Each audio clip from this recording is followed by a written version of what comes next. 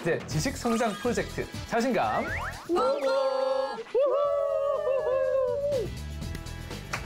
네, 이 시간은 불교계의 지식 끝판왕, 인문학계의 지식 히어로 자연 스님께 매주 한 가지씩 호기심이 완전 돋는 주제들에 대해서 지식과 지혜를 구해보는 시간입니다. 네, 많은 분들이 흥미있어 하시는 시간인데요. 오늘은 과연 어떤 주제일지 스님 족자 공개해 주시죠. 자, 오늘 주제는요. 빠밤. 새해 그것이 궁금하다. 진언과 부적에 대해서 뭐 새해나 설이나 뭐 이런 때 되면 부적 같은 것을 쓰는 경우도 있고요. 이게 뭐 꼭 불교 전통은 아니에요. 하지만 불교에서 뭐 이에 해당한 거나 안 그러면 이에 상응할 정도의 가치를 가진다면 뭐 진언 같은 것도 있고요. 그래서 이런 이야기들을 좀 겸해서 한번 해볼까 싶습니다. 사실은 좋습니다. 저희 어머니께서도 부적을 많이 어디선가 갖고 오셔가지고 제 가방에도 지금 있어요. 아, 네. 진짜요? 근데 꽤 불교를 믿으신 지 오래되다 보니까 매년 뭐 받는 부적을 다 합쳐보면은 제가 지니고 다니는 부적이 다녀야 되는 부적이 뭐 30개가 넘을걸요? 종합 비타민 뭐 그 영양제 뭐 이런 거랑 비슷하겠네요. 그 어떤 분들은 막 무슨 부적, 밥 무슨 먹고 부적. 나서 밥 먹고 나서 한 주먹씩 먹고 이런 거.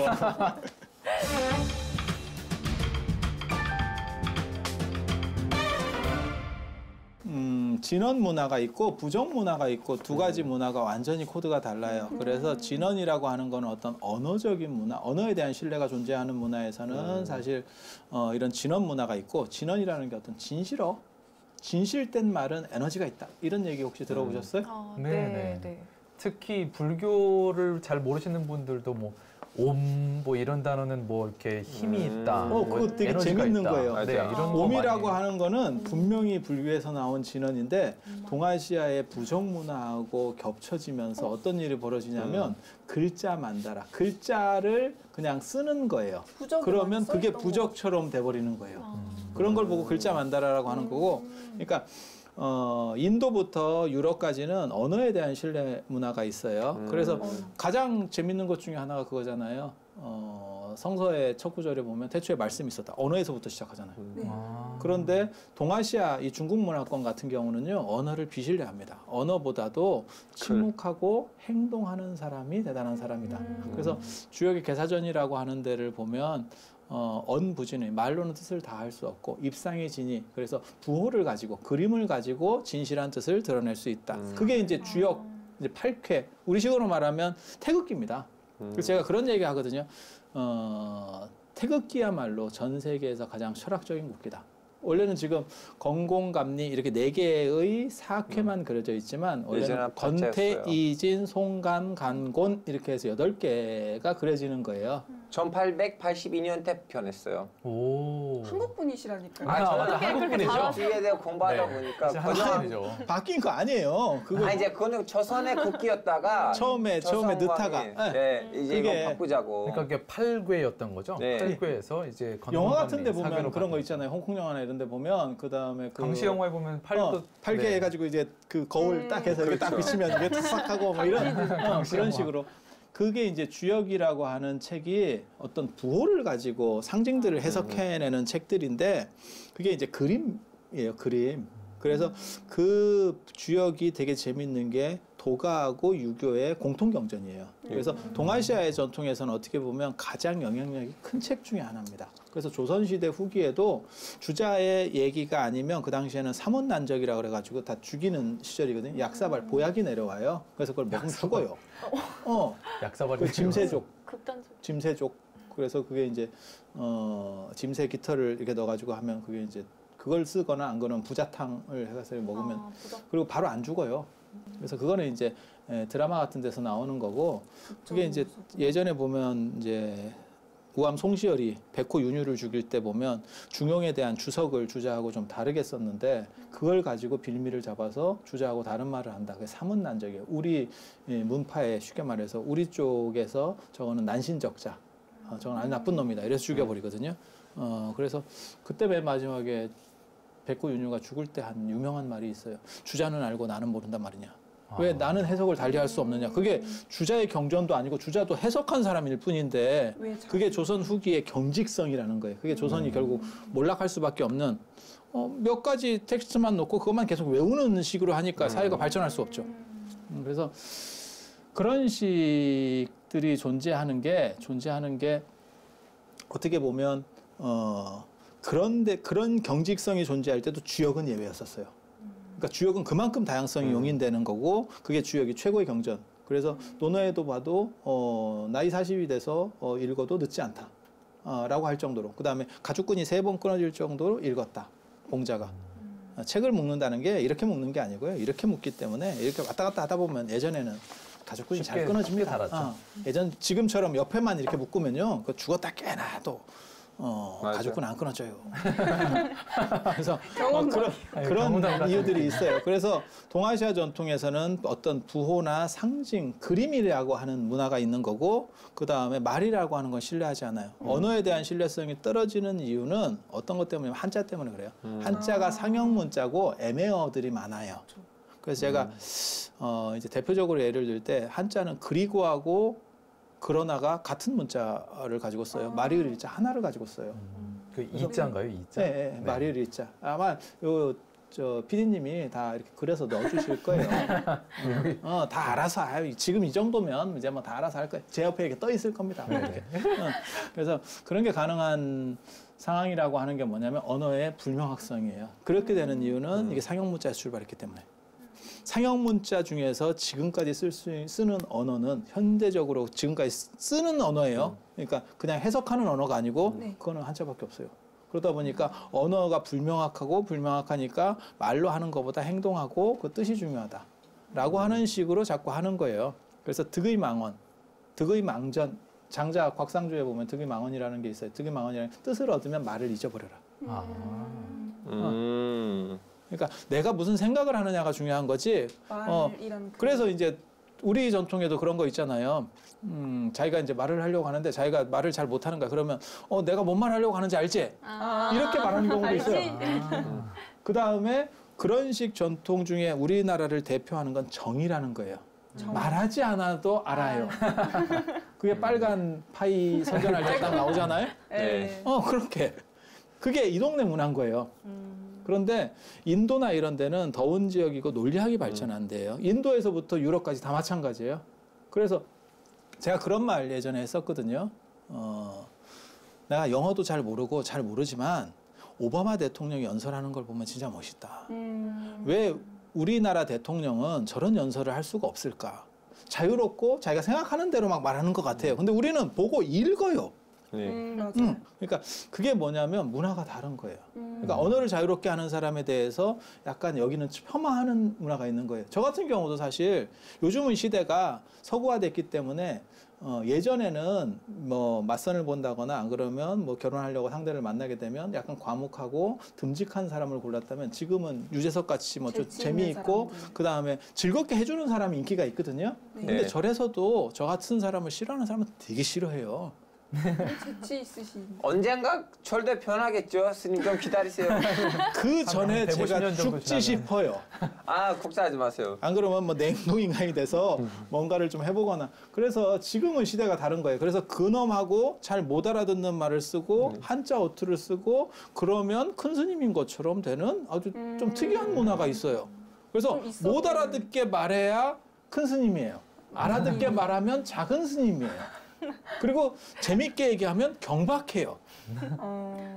그래서 어떤 의미에서 경박? 지금 제가 말하는 이게 경박하다고 봐요. 어른들이. 그래서 우리가 이런 식으로 하는 게 제가 맨 처음에 우려했던 것 중에 하나가 이런 프로가 과연 먹힐 수 있을까? 에 대한 생각도 많이 했었어요. 스님이 어른들의 스님 아니고 우리처럼 젊은이들의 스님이시니까 자기 시장을 뚜렷이 이렇게 선정하시는 보고 있는 분들이 지금 어른이라니까요. 어르신들도 있을 수 있어요. 지금 어르신 분들도 자기 자식을 데리고 야 우리는 별로이지만 니네들 봐라 이런 식으로 하시면 돼요. 이 어른들도 많이 바뀌기 시작하는 거예요. 왜냐하면 우리 같은 사람들에게 적응이 돼야만 이제 밑에 세대들하고도 소통이 돼요. 그러니까 소통보다도 더 한 단계 더 깊어지는 건 사실은 경청이에요. 그래서 그들이 무슨 이야기를 하는지를 듣고 이해하려고 하는 자세. 그래서 지금 그런 분들이 지금 우리 시청자 중에 굉장히 많은 것 같아요. 그걸 어떻게 알 수 있냐면 우리가 시청률 1위를 했잖아요. 네.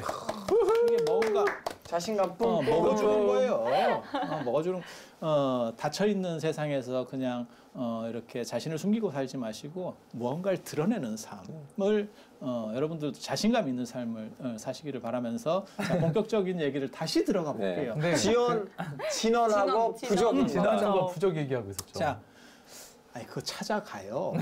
그 정도까지. 그 진원이 그러면 주문? 저희가 쉽게 알고 있는 단어 주문이랑 같이 봐도 될까요? 동아시아에는 그림 문화가 있고 그것을 계승하는 게 부적이에요. 네. 부적이에요. 네. 그래서 부적이라고 하는 게 여러 가지 있어요. 그러니까는 어떤 내밀한 에너지를 응축하는 방식도 있고 하나는 교통 표지판 같은 것도 있어요. 그러니까 어떤 것들을 상징화해서 그렇게 해놓으면 귀신이 오다가 이건 여기는 통행 금지네 이러면서 간다는 거예요. 그건 상징화된 것들. 우리도 교통 표지판이 그런 의미잖아요. 네. 그다음에 보통 사람들은 못 알아보지만 특수한 사람들 아니면 특수한 존재들에게는 어떤 영향력을 발휘하는 것도 있어요. 그렇게. 쉽게 그래서- 말하면은 글자, 뭐 한자를 적을 수도 있고 글귀를 적을 수도 있고 또는 형상으로. 옛날에 우리가 알고 있는 뭐 옛날 고려시대 때 뭐 처용의 얼굴이 그런 거 천천히 생각하시면 변해서 돼. 그 얼굴을 그냥 심볼처럼 이렇게 그려놓으면은 그건 형상이 귀신을 쫓는 효과를 발휘한다. 그리고 우리가 밴드에 사실은 뭐 삼재나 이런 것들에 대한 질문도 올라와서 우리가 그런 것도 지금 준비를 하고 있잖아요.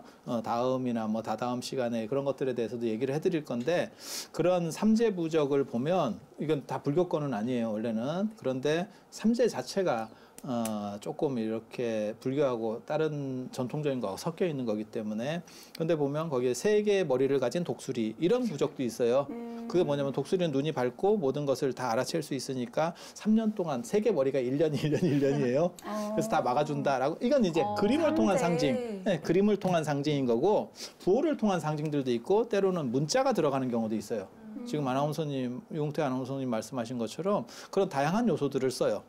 다양한 요소들을 써. 그래서 그림을 통해서 무언가를 만들어내는 그리고 불교 안에서도 그런 전통이 나중에 동아시아에서는 생겨요. 그 중에 가장 유명한 게 아까 우리 혜림 양이 얘기한 옴자. 옴자를 써서 그림인 동시에 글자화되는. 그러니까 원래는 글자인데 그림화된 거죠. 맞아요. 이 동네에서는 그림화. 그래서 사찰이나 이런 법당이나 이런 주변에도 그런 많이 옴자 볼수 장식들이 있는 것 많이 같아요. 있어요. 그리고 가장 유명한 거는 사실은 의상대사의 졸업 논문인 법성계. 화엄일승 법계도라고 그래서 이렇게 꾸불꾸불하게 다니는 그러한 그림이 있어요. 그래서 이런 걸 보고는 문자 만다라라고도 하고 어떻게 보면 그건 부적이에요. 해인 법계도라고 하는 부적 계열이에요. 그래서 그런 전통은 원래 언어 문화에서 출발한 인도의 불교가 동아시아로 넘어와서 그림 문화하고 섞이는 과정에서 두 가지가 이제 융합되는 거죠. 그래서 인도는 언어 중심 문화예요. 언어 중심 문화. 그래서 진실어라고 하는 건 뭐냐면 진실한 말에는 어떤 에너지가 들어있대요. 그래서 맹세 예, 이런 갑자기 것들. 생각나는 게 천수경이었나요? 진실어 중 선밀어 내 무의기심 내비기심 이런 구절이 기억이 나는데요. 진실한 말 중에 선밀어 뭐 더 내밀한 말이 뭐 있다는 뜻인가요? 그런 것들이 이제 진언이라고 해서 그러니까 뜻이 해석이 안 돼도 그 음가만 가지고 음을 통해서 그러니까는 두 종류가 있는 거예요. 좋은 말, 우리식으로 말하면 뭐 격언이라든지 안 그러면 속담이라든지 아니면 귀감이 되는 말들을 적는 경우도 있어요. 그게 어떤 경우는 진언이 되는 경우도 있어요. 또 다른 경우는 언어의 파동을 가지고 여러 가지 파동들이 우리가 파동이 섞여서 음악이 되는 거잖아요. 그렇죠.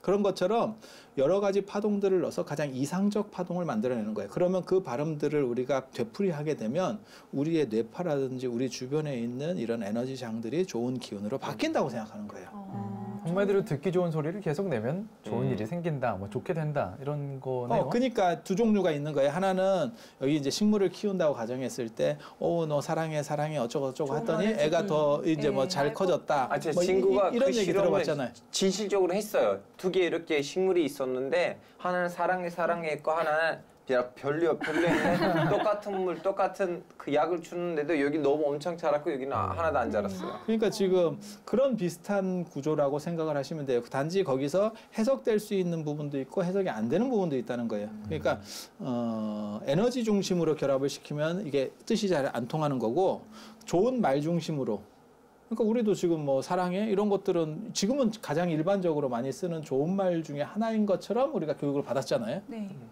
그런데 그런 식의 두 가지 방식이 있다고 생각하시면 돼요. 그래서 그걸 짧은 걸 진원이라고 하고 진원이라고 하는 거고, 그 다음에 좀 길면 계속. 이제 다란이가 되는 거고, 다란이. 다란이가 다란이. 되는 거고. 그래서 이제 좀 긴 거, 우리 다란이 중에 제일 유명한 거는 뭐 신묘장구 대다란이, 신묘장구 대다란이. 그다음에 무구정광 대다란이, 네. 무구정광 대다란이 경 이래가지고 뭐 이게 쫙 이렇게 조그만 걸로 해서 막 이렇게 쫙 피는 네네. 네네. 그 불국사로 돌아왔죠.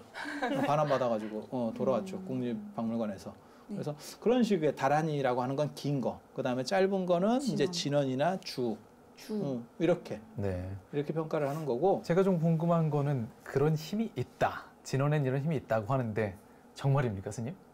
하면 정말 뭔가 이렇게 신묘한 힘이 생기고 그럴 걸까요? 이게 의미를 모르는데 계속 네. 의미를 몰라도 해라라고 하시니까 이게 의미를 알 때 좀 믿음이 형성이 될 수 있잖아요. 아니 이 논쟁이 지금 중동에도 있거든요. 왜냐하면 이슬람도 아랍어권인데 비아랍 사람들도 이슬람 신앙이 있는데 다들 그쵸. 똑같은 말. 나 알아듣지도 못하는데 이걸 말하면 나한테 의미가 있겠나? 아랍어 모르는데. 그래서 사람들이 그 말에 에너지가 있어. 그냥 그 네. 에너지를 느껴라.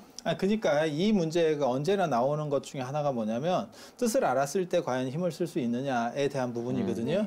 근데 뜻을 몰라도 돼요. 그건 뭐하고 똑같은 거냐면 감기약을 먹을 때 감기약 성분을 전부 이해하지 않아도 감기약 효과가 나는 거예요. 먹으면서. 그래서 굳이 일일이 다 그것을 뜻을 알아야 되는 사람은 누구냐면 그 감기약을 조제하는 사람. 그러니까 전문가들. 우리 같은 사람은 그 뜻을 알아내려고 하는 사람이에요. 네. 왜? 그게 어떤 식으로다가 형성이 되었는지를 찾아야 되기 때문에. 그런데 일반 사람들은 그렇게 머리 아프게 할 필요가 없어요. 복용하는. 그냥 복용하기만 하면 되는 거예요. 그럼 그 처방은 누가 해주느냐? 그건 전문가가 해요. 그러니까 내가 아무 약이나 가서 사 먹을게가 아니고 나는 어떤 기도를 할 건데 그러면 이렇게 해봐. 이렇게 해봐. 이렇게 처방을 하는 거죠. 이해가 그러면은 막 뭐 이렇게 와닿는 것 목적에 따라서 부적이나 진원의 종류가 달라지는 거예요? 다 달라요. 아. 이제 그 중에서 이제 이렇게 얘기하면 이제 언제나 나오는 말이 그 다음 말이 제일 센 건 뭡니까? 용한 건 뭡니까? 효과적인 이제 그 걸로. 얘기가 나오는 거거든요. 그러면 사람들마다 뭐 어떤 거는 뭐가 좋다, 어떤 건 뭐가 좋다, 어떤 사람 뭐 지장보살 하는 사람 뭐 친부다란이가 좋다, 뭐 온만이 반매음이 좋다, 뭐 관세음보살 정건을 하는 게 좋다, 그 다음에 뭐 수능엄 신주를 하는 게 좋다, 뭐 오만 얘기들 하는데 네. 답은 결정이 되어 있어요. 뭐예요? 제일 많이 하는 게 제일 좋은 거고요. 제일 많이 하는 거는 짧은 건 온만이 반매음, 엄마니 맞네요. 그다음에 약간 긴 거, 요거보다 약간 길다는 뜻이에요. 그건 반야신경 진원이에요. 아제아제 바라제 바라승아제 모지사바. 천수영 같은 거, 그 신묘장구 대다란이 같은 게 굉장히 좋은 거 아니에요? 좋은 건 맞아요. 하지만 이런 부분들보다는 떨어져요. 만약에 이런 것들보다 더 대단하다면 더 널리 알려졌어야 돼요. 하지만 천수경은 우리나라에서만 하는 거고요. 우리나라에서도 반야신경에 비해서 천수경 하는 빈도가 떨어집니다. 왜? 네, 모든 예불 끝날 때 어떤 법회 의식할 때 반야신경은 언제나 하거든요. 네. 근데 천수경은 기도할 때만 해요. 네. 그러니까 사찰에서 지금 현재 사찰에서 매일같이 독송하는 것도 반야신경이 훨씬 많아요. 그리고 반야신경을 계속 못할 경우에는 원래 그게 600권짜리 책이에요. 전 세계에서 가장 긴 책이에요. 그걸 그 600권짜리 대반야경이라는 책인데 제가 지금까지 살면서 만나본 사람 중에 끝까지 읽은 사람 못 봤어요. 스님은 혹시 제가 읽었어요. 그 얘기를 하고 싶은 거예요. 이제 적응됐어. 이럴 때는 반전을 일으키는 기승전 스타일이 스님. 진짜. 나올 때가 됐구나. 네. 자신감이잖아, 우리는. 맞아요. 네, 진짜. 자신감을 우리는 자신감이잖아. 네. 근데 스님 그 전수경이 기본이 어디예요? 어떤 경제나 맨 처음에 있었는데? 아니야, 이거 반야신경 잠깐 하고 해야 돼. 예. 완전 반야신경. 이 600권 반야신경이 읽었는데. 600권짜리인데 이거를 다 사람이 못 읽는 거예요. 옛날이나 지금이나. 그래서 그렇죠. 예전에 이렇게 펼쳐보는 것도 있었어요. 그냥 펼쳐보고 읽는 걸 대신한다. 티베트 같은 경우는 경전통 같은 데다 넣어놓고 이렇게 돌리면서 대신한다. 맞아요. 그래서 그 돌리는 네, 게 네. 있군요. 뭐 소원 이루어진다. 이렇게 돌리면서 다니잖아요. 네. 돌리는 거예요. 그걸 이제 만이차, 만이륜 이래서 경통이라고 번역하는 거거든요. 네. 돌아가는 경통, 이렇게 경전을 넣은 통. 그게 읽을 수가 없어서 이렇게라도 해라라고 생긴 거군요. 실제로 전독이라 그래가지고 병풍같이 만들어서 예전에 우리 책 중에 절첩본은 이렇게 되거든요. 그걸 이렇게 한 번씩 아코디언처럼 하는 경우도 있었어요. 그러니까 600권 해야 되는 거예요. 600권이니까. 그것도 일이 많은 거죠. 네. 진짜 운동이 될 그거 것 자체도 같은데 되게 계속. 공덕이 어떻게 네. 근데 네. 그것도 쉬운 일이 아니고 예전에 책들은 다 비싸요. 그러니까 그렇게 해도 손상이 가는 거예요. 그러니까 그거를 엑기스만 뽑아서 압축하겠다라고 하는 게 반야신경. 현재 저희가 하고 있는 반야신경. 그러니까 반야신경은 공식인 거예요. E는 MC의 제곱 하듯이 공식인 거예요. 그렇기 때문에 반야신경은 왜 E는 MC의 제곱? 왜 좀- 반가워. 오랜만에. 게다가 계속 비유가 너무 찰져요. 네. 똑똑 그래서 들어와가지고. 그렇게 됐기 때문에 그거는 암호같이 되는 거예요. 음. 그거는 그 내용에 대해서 이미 알고 있는 사람은 E는 MC의 제곱만 가지고도 이해가 돼요. 하지만 그 내용을 모르는 사람은 E는 MC의 제곱이 되면 이건 모르죠. 암호예요. 그래서 반야신경은 번역해도 이해가 안 돼요. 600권짜리 반야경은요, 읽으면 이해가 쉽게 돼요. 그러니까 읽기가 어려워. 흥부전을 예를 들어서 흥부전이 뭐 한 3시간 걸려야 읽을 수 있어요. 그거를 1분으로 압축했다고 생각해 보세요. 흥부전 내용을 아는 사람은 흥분의 집에 제비가 다리가 부러져서 대박이 났음. 이렇게 돼도 이해할 수 있어요. 하지만 내용을 모르는 사람은 이게 뭔 소린지 몰라요. 독일군 암호같이 되는 거예요. 독일군 암호. 그래서 이거는 뭐 방법이 없어요. 그래서 저건 번역 대상이 아니에요. 번역 대상이 아니고 그냥 독송만 하면 되는 거고, 하지만 그것도 길다라고 생각하는 거예요. 네. 그래서 맨 마지막에 아제아제 바라아제 진원만. 바라승아제 모지사바하만 하면 600권 대반야경 읽은 거랑 셈이래요. 이꼬르. 그 셈이다라고 한 건 누가 결정하거나 혹은 언젠가부터 그렇게 전승이 서서히 만들어져서 지금으로 내려온 건가요? 그렇죠, 그렇죠. 네. 지금 한 1800년 정도 그렇게 네. 내려오고 있는 그래서 거예요. 진원이라고. 네, 그래서 반야신경을 독송할 때도 그 부분은 3번을 맞아요. 하죠. 그래서 그것도 어떻게 독송하는 거냐면, 이거는 쉽게 잘 안 가르쳐 주는 건데, 이게 특별히 오. 와우. 역시 우리가- 자신감. 지금 자신감 맛집 사장님이 자기네 비결을 비결을 공개하고 며느리도 안 계시네요. 알려주셨던. 우리가 이게 시청률 1위를 한 기념으로 네. 이벤트로 진원하는 걸 가르쳐 드리는 거예요. 자, 보세요. 반야신경 맨 마지막에 아제아제, 바라아제, 바라승아제, 모지, 사바하 이렇게 되거든요. 네. 근데 이거를 3번을 하든 뭐 100번을 하든 관계는 없어요. 그런 거 할 때 어떻게 하는 거냐면 아제아제, 바라아제, 바라승아제, 모지, 아제아제, 바라아제, 바라승아제, 모지, 아제아제, 바라승아제, 아제아제, 바라아제, 바라승아제, 모지, 사바하는 맨 마지막에 한 번만 하는 거예요. 그러니까 10번 하면 사바하는 맨 마지막에 한 번만 들어가는 거예요. 계속 사바 하고 있는 게 아니에요. 이건 종결음이에요.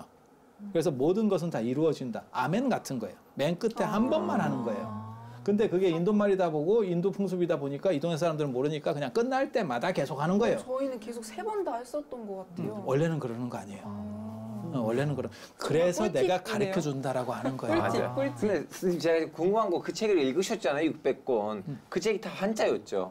아니면 한글이었나요? 번역된 것도 있어요. 빨리어였나요? 한자본만 남아 있어요. 한자분. 현장 스님이 번역했고, 현장 스님이 그걸 번역할 때 굉장히 고심을 많이 하셨어요. 내가 이걸 번역하고 나서 죽을 수 있을까? 번역하다가 죽는 거 아닌가? 내가 이걸 도전하는 게 맞을까? 그래서 축약해서 번역하려고 하셨다는 거예요. 그런데 그날 꿈에 보살들이 나타나서 그러면 안 된다. 그 다음에 막 짐승에게 쫓기어가는 꿈을 꾸고, 벼락에서 떨어지는 꿈을 꾸고, 그래서 내가 이거를 꼭 번역해야겠다라고 마음을 다시 잡으니까 그 다음에 보살들이 나타나서 머리를 만져주고 이렇게 실제로 이걸 다 번역하시고 돌아가셨어요. 혹시 현장 스님은 저희가 예전에 에피소드 중에 다뤘던 그렇지, 그 그렇죠. 현장 그 스님인가요? 현장 서유기에 스님. 나오는 아. 그 현장 스님이요?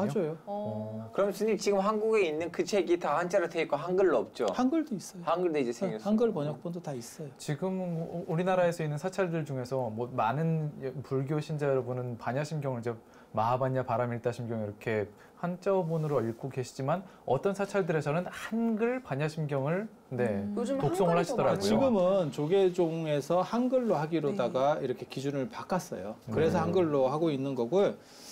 지금 진원 얘기로 다시 돌아가면 가장 중요한 진원은 육자 대명왕 진원이라고 오문만이 반매음, 그 다음에 반야심경 진원. 이 두 가지가 최고로 중요한 거예요. 그래서 이 두 가지 진원은 티베트 불교에서 일본까지 다 합니다. 북방 불교 똑같이 문화권은 하시는 다 합니다. 예, 다 합니다. 천수경은 우리나라 내수용입니다. 그리고 천수경은 사실 의상스님하고 관련이 좀 있는 경전이고, 천수경이 전체 경전은 아니고 천수경 안에 여러 가지 신묘장구 대다란이라고 하는 게 핵심이고 네. 핵심이고 그 위아래에 이제 좋은 것들을 다 이제 짧게 해서 재편한 경전이에요. 재편한 경전이에요. 그래서 좋은 진원들을 다 넣고 그리고 진원들 중심으로 자꾸 갈 수밖에 없는 게 동아시아도 그렇고 인도도 그렇고 후기 불교가 밀교라고 하는 부분도 존재하고요. 예전에는 문맹들이 많기 때문에 경전을 다 읽어보세요라고 하면 잘 안 돼요. 그랬겠죠. 미안한 네. 얘기인데 그래서 이런 식으로 짧게 그거를 반복해서 읽으면 그것과 똑같은 에너지를 만들 수 있어요. 그 에너지가 만들어져서 주변에 어떤 방어막 같은 게 형성이 되면 당신에게는 재앙이 없고 좋은 일이 생길 거예요. 그래서 그렇게 되는 거예요. 그래서 진실한 말과 축원, 그 다음에 그런 것들이 발전된 어떤 에너지의 집성체, 그게 진원이에요. 네. 진원. 저는 진원 말고도 좀 부적도 궁금한데 아까 유영태 아나운서님도 30개나 가지고 다닌다고 하셨잖아요. 30개를 가지고 다녀야 되는데 단열 한다. 다 그 처리하고 정도로 하나만 많으시네. 최근 받은 거 하나만 갖고 다니긴 하는데 좀 네. 어머니의 부적부자가 강권으로 됐어요. 아니 근데 그런 게 진짜 효과가 있나요? 네, 효과가 부적의 있나요? 효과. 부적이나 궁금해요, 진원의 진짜. 효과가 있습니까, 스님? 진원은 있다는 방금 건 이제 얘기해 주셨고. 네. 그 부적은 부적도 그게 문화권적 효과라고 하는 게 있어요. 그러니까 우리가 예를 들어서 뭐 불불불 불조심이라고 써 있다고 우리 어렸을 때 가장 대표적인 표현 중에 부적. 하나거든요. 뭐 글씨가 그렇게 써 있다고 생각을 해보세요. 표어. 그러면 그걸 가지고 우리가 약간 환기하잖아요. 그런 표어가 써 있으니까 좀 조심해야지. 근데 그 외국인이라면 그걸 못 읽는다면 그거는 별 환기가 안 돼요. 그래서 이 동네 문화와 관련된 어떤 에너지, 그걸 문화권적 에너지라 그래요. 거기에서는 그 부분이 영향을 미쳐요. 그러니까 예를 들어서 부적을 쓸 때 보면 거기에 이제 경면주사라 그래서 빨간색 그런 수은하고 유황하고 화합물이에요. 그걸 섞어가지고 이렇게 빨간색으로 써놓으면 그것에 어떤 에너지가 들어있어라고 하는 그러한 강력한 전통적으로 내려오던 힘. 사실 제가 이런 거에 대해서도 잘 압니다. 근데 길게 얘기를 해주고 싶어도 이런 불교 방송이나 이런 데서 얘기하면 마치 약간 무속적인 느낌 이런 걸 조장한다고 할까봐. 근데 사실 부적은 지금 아까 30개 갖고 계신다고 그랬잖아요. 부적의 원형은 나무판에다 하는 거예요. 종이에다 하는 게 아니에요. 종이에 찍는 건 후대 겁니다.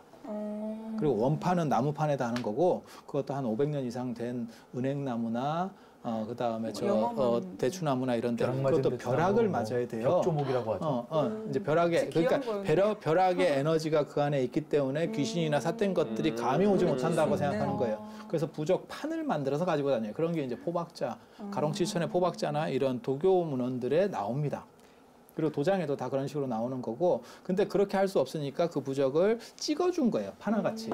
이게 이제 나무로 돼 있잖아요. 그러니까 찍어주는 거예요. 그래서 그런 걸 갖고 다니면 사람들이 내가 이걸 가지고 있으니까 뭔가가 좀 돼라고 생각으로. 그러니까 글자를 가지고 진원 같은 어떤 에너지에 문자의 에너지가 있다, 말의 에너지가 있다라고 하는 거는 인도에서 유럽까지 통하는 문화. 그래서 거기는 축원, 맹세 뭐 이런 것들이 있어요. 축복. 그 동아시아 같은 경우는 글씨. 약속은 어기라고 하는 거예요. 그래서 맹세 이런 게 별로 의미가 크게 없어요. 그래서 이 동네는 언어에 대한 비신뢰성 때문에 그림 문화가 나오는 거고 그 그림 문화가 발전하는 게 지금 그런 부적 같은 거예요. 그리고 그 부적들을 사실은 정리를 할 필요가 있고 되게 재밌어요. 그래서 옛날 사람들이 도대체 어떤 문제가 있었는지도 알 수 있어요.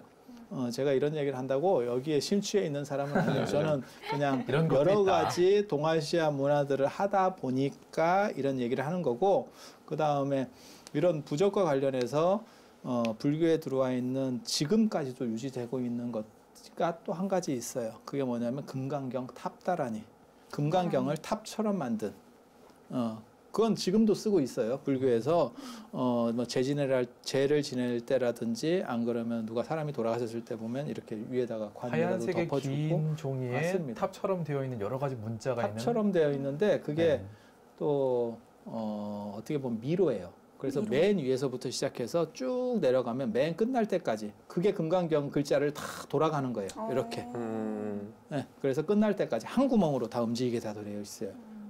그래서 그런 것도 문자 만다라라고 하는. 그러니까 부적과 언어의 문제, 그림의 문제가 섞여지는 걸 알 수 있는 거예요. 그게 지금 남아 있는 게 아까 옴자, 그 다음에 법성계, 화엄일승 법계도 금강경 탑다라니 같은 거. 그래서 문화가 이렇게 섞여져 간다. 그래서 꼭 뭐 이런 부적이라는 게 그렇게까지 나쁘지는 않다. 그렇지만 그거를 믿을 수 있는 건 아니다. 그 정도까지.